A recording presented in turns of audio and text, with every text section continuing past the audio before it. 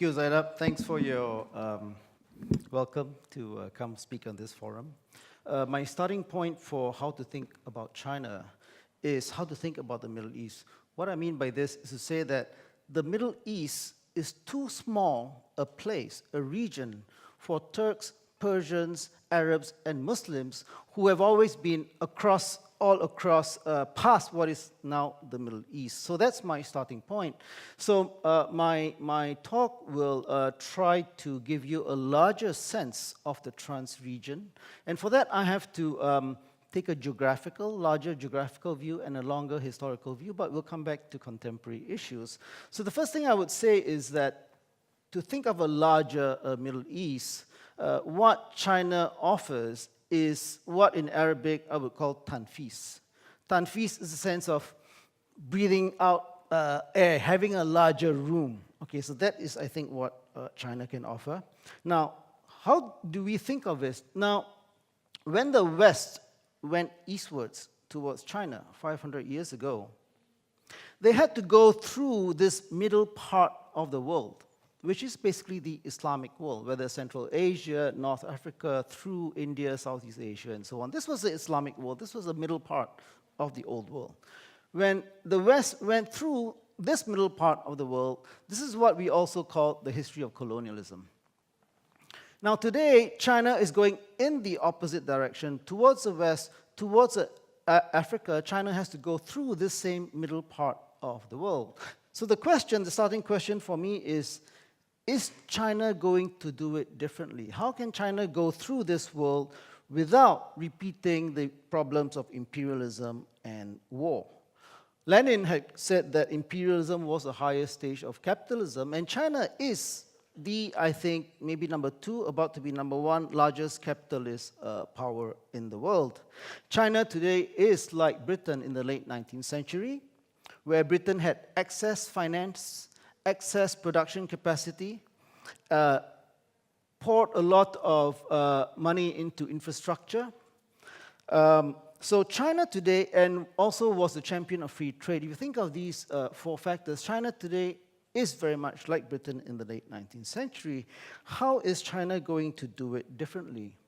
So if we take a geographical perspective, China's new Silk Road Initiative, otherwise known as Belt and Road Initiative, number 1, strikingly, it is going west. It is not going east. That is to say, it is not going into the Pacific to challenge American naval power. It is going west because by going west, you are not having a direct confrontation with the Americans. You will go through Central Asia. You will go through the Indian Ocean. Now, if we think of going west, and if you think of where China is, if you take a line down the East China coast, you have basically an American line just off the East China coast. You have Japan, Taiwan, the Philippines, down to Southeast Asia, an American line very close to the South China coast. So there is a long-term Chinese strategy to push the American line out to create a sort of Chinese Monroe doctrine.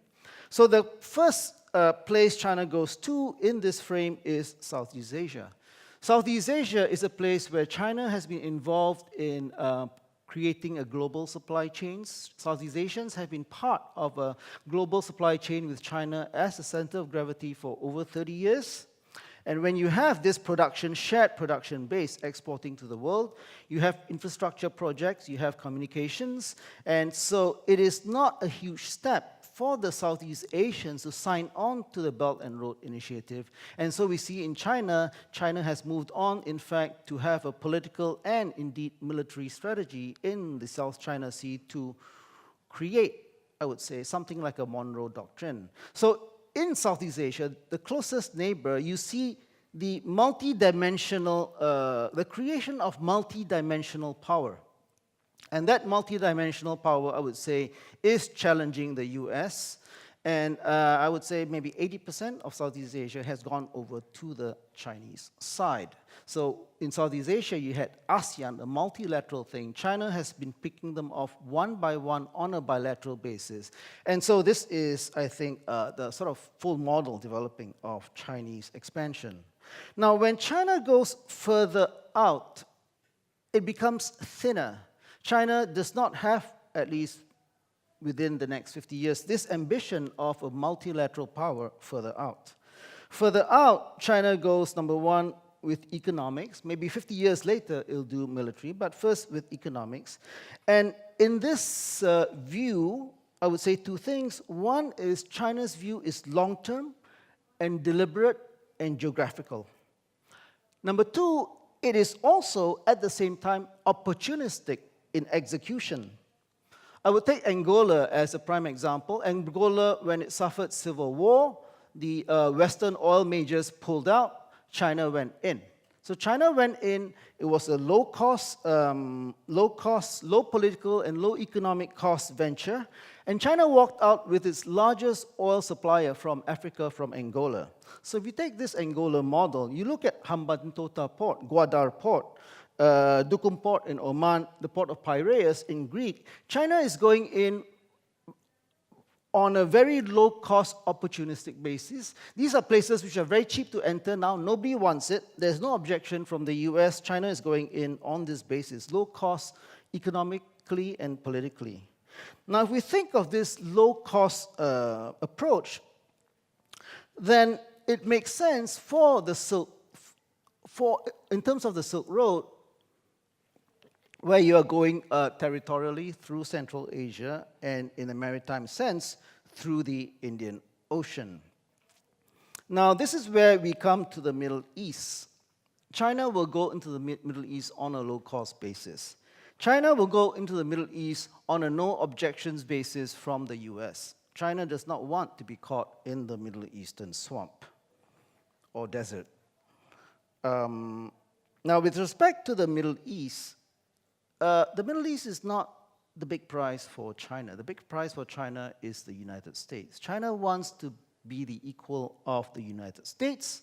China will think of the Middle East in terms of its relation to the United States. So for example, energy is a big deal for China. Gas from Qatar, oil from the Middle East is a big deal.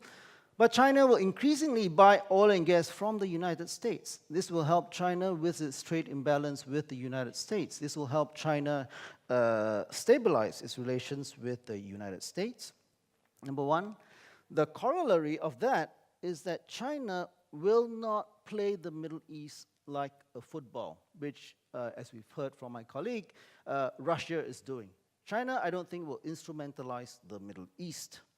In fact, China would rather be able to play the role of a partner of the United States in tamping down problems in the Middle East. So from this point of view, China's entry into the Middle East would be very different from a Russian, from an American position, which has been flip-flopping and trying to gain leverage there for global politics. So I think that is a key difference with China. Now, I do not think the Middle Eastern countries have developed a framework for thinking about or for engaging China. There is no Middle Eastern Bank for Development and Reconstruction, unlike other regions. So I think we are not there yet in terms of, let's say, intellectual capacity for how to think about China's entry. So I will suggest, finally, how do we in the Middle East think of China's entry within this broad historical and geographical framework I've sketched out for you. The simplest way to put it is the problem we've been talking about the past 2 days centers around Syria. Syria is a place where all the major Middle Eastern countries are facing off each other. They are looking inwards to Syria. And this, to me, is a closed box. It's going to be endless. Now, if we think of a different Middle East, which I opened with, a Middle East on a broad geographical frame, if you think of the various players, Turkey, Iran, Saudi Arabia, Egypt, not looking inwards towards Syria, but looking outwards, with their backs facing each other in the Syrian direction and looking out in other directions.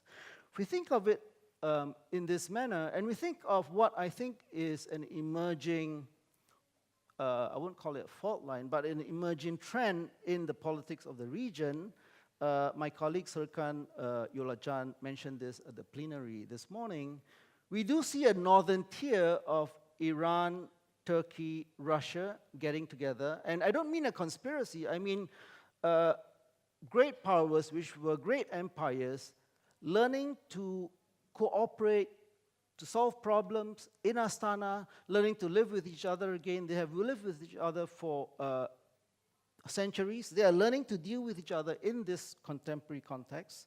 So you have the northern tier of these, I would say, West Asian powers. I would not call them Middle Eastern, I would call them West Asian.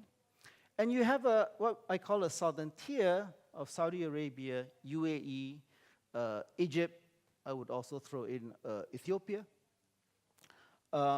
These are a southern tier. These are, you would say, involved in the maritime part of the Chinese Silk Road. These look down towards the Indian Ocean, east towards South Asia, west and south towards Africa. So that's another cut. So I think there is a long-term geostrategic possibility which aligns along the current fault lines in the Middle East. And if the players in the Middle East start to look outwards and resume their old geographical partnerships, so for the Arabians towards the Indian Ocean, towards East Africa, towards South Asia, Southeast Asia, for the Turks, Iranians, and so on, up into the territorial region, Central Asia to Europe, I think that provides a new alignment for the Middle East countries, which aligns with what I think China is trying to do coming from the East. Now, I know that all the Middle Eastern countries are very US-oriented.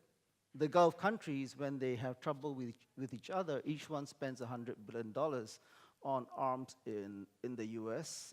My friends in the US are making good money as lobbyists for all sides. So I will end there to say that there is a long-term chance for the Middle East countries if they look outwards and revert back to their own geographical orientations. Thank you.